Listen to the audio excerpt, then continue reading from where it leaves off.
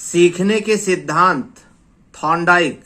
जी हाँ, प्रयास और त्रुटि सिद्धांत ये थॉर्नडाइक की देन है। प्रयास और त्रुटि सिद्धांत से क्या तात्पर्य है? देखिए, इस सिद्धांत का प्रतिपादन थॉर्नडाइक ने किया था। ये अमेरिका के मनोवैज्ञानिक थे। इस सिद्धांत का प्रतिपादन इन्होंने सन 1913 में प्रकाशित अपनी पुस्तक शिक्षा मनोविज्ञान में प्रकाशित किया था। और इन्होंने जो प्रयोग किया था वो बिल्ली पर प्रयोग किया था। इस सिद्धांत का मतलब क्या है कि किसी नए कार्य को तुरंत नहीं सीखा जा सकता है, यानी कई बार प्रयास करना पड़ता है। इसके अलावा प्रयास और त्रुटि सिद्धांत को और भी नामों से जाना जाता है, जैसे कि नंबर 1 पर है प्रयास एवं भूल का सिद्धांत, उद्दीपक प्रतिक्रिया सिद्धांत, इसके अलावा उत्तेजना प्रतिक्रिया सिद्धांत और सीखने का संबंध सिद्धांत। ये प्रयास और त्रुटि सिद्धांत का दूसरा नाम है।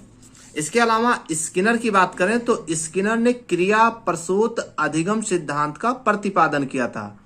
इस सिद्धांत का प्रतिपादन स्किनर ने किया था और ये भी अमेरिका के मनोवैज्ञानिक थे। स्किनर ने अपना जो पहला प्रयोग था वो चूहों पर किया था और स्किनर ने जो दूसरा प्रयोग किया था वो कबूतर पर किया था। स्किनर ने 2 क्रियाओं पर प्रकाश डाला है। नंबर 1 है क्रिया प्रसूत, यानी क्रिया प्रसूत का संबंध उत्तेजना से है, जबकि उद्दीपन प्रसूत इसका संबंध उद्दीपन से है। तो ये स्किनर ने 2 प्रकार की क्रियाओं पर प्रकाश डाला और इस प्रकार क्रिया प्रसूत अधिगम का जो निष्कर्ष निकला वो है यदि क्रिया के उपरांत बल प्रदान करने वाला उद्दीपक मिलता है तो क्रिया की गति व शक्ति में वृद्धि होती है, ऐसा मानना है स्किनर का। इसके अलावा देखिए, इस सिद्धांत को विभिन्न नामों से जाना जाता है, यानी कि क्रिया प्रसूत अधिगम सिद्धांत को कार्यात्मक अनुबंधन का सिद्धांत, नैमित्तिक अनुबंधन का सिद्धांत, टाइप आर अनुबंधन का सिद्धांत और सक्रिय अनुकूलित अनुक्रिया सिद्धांत के नाम से जाना जाता है। अब बात कर लेते हैं अनुकूलित अनुक्रिया सिद्धांत। इस सिद्धांत का प्रतिपादन पावलोव ने किया था। आइए इस पर विस्तृत चर्चा करें। इस सिद्धांत का प्रतिपादन रूस के मनोवैज्ञानिक पावलोव ने किया था। इस सिद्धांत के अनुसार सीखना एक अनुकूलित अनुक्रिया है। पावलोव ने अपना प्रयोग कुत्ते पर किया था। पावलोव ने प्रयोगशाला में पाचन से संबंधित स्वचालित प्रतिवर्ती पर लगभग 12 वर्ष तक अध्ययन किया। इसके अलावा अनुबंधन एक ऐसी प्रक्रिया है जिसके द्वारा उद्दीपन तथा अनुक्रिया के बीच एक सहचर स्थापित होता है, ऐसा मानना है पावलोव का। खाना क्या है? खाना स्वाभाविक उद्दीपक है। लार क्या है? स्वाभाविक अनुक्रिया है। इसके अलावा घंटी की आवाज क्या है? यह है अस्वाभाविक उद्दीपक। और बिना खाना देखे लार का टपकना, ये क्या है? यह है अनुकूलित अनुक्रिया। और इसके अलावा पावलोव को नोबेल पुरस्कार पाचन क्रिया पर मिला था।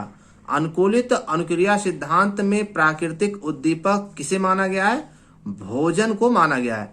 समय की पाबंदी का ज्ञान किस सिद्धांत से होता है? तो ये होता है अनुकूलित अनुक्रिया सिद्धांत से समय की पाबंदी का ज्ञान होता है। इसके अलावा परंपरा अनुबंधन सिद्धांत का प्रतिपादन पावलोव ने ही किया था। इसके अलावा क्लासिकी अनुबंधन सिद्धांत में कौन से तत्व पर सर्वाधिक जोर दिया गया है? तो इसका सही जवाब होगा पुनरावृत्ति पर सर्वाधिक जोर दिया गया है। और आइए देखते हैं इस सिद्धांत को और किस नामों से जाना जाता है।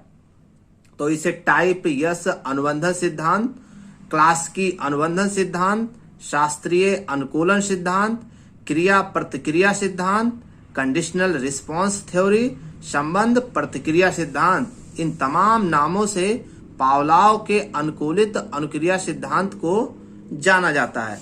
अब बात कर लेते हैं सूझ या अंतर्दृष्टि सिद्धांत। जी हाँ, इस सिद्धांत के प्रतिपादन करता कोई और नहीं, कोहलर है।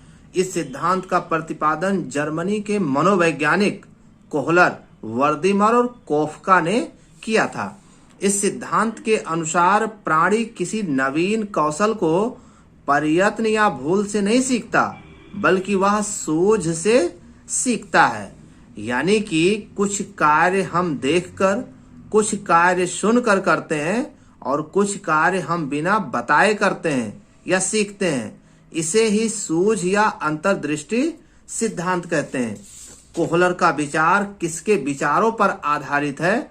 तो इसका सही जवाब होगा गेस्टाल्टवादी विचारधारा पर आधारित है। इसके अलावा सूझ का आधार क्या है? तो कल्पना है। अंतर्दृष्टि कैसी होती है? तो यह आकस्मिक होती है। सीखने की अंतर्दृष्टि सिद्धांत किसकी देन है? तो ये गेस्टाल्टवादियों की देन है। तमाम तरीके से क्वेश्चन बन रहे हैं, उसको लगातार आप अध्ययन करते रहिए। कोहलर ने अपना प्रयोग किस पर किया था? चिंपांजी, वनमानुष या सुल्तान पर किया था। और कोहलर के इस सिद्धांतों को और किस नाम से जाना जाता है? तो वो दिए गए नाम इस प्रकार है: समग्राकृति सिद्धांत, गेस्टाल्ट सिद्धांत और सूझ और अंतर्दृष्टि सिद्धांत के नाम से भी कोहलर के इस सिद्धांत को जाना जाता है। धन्यवाद।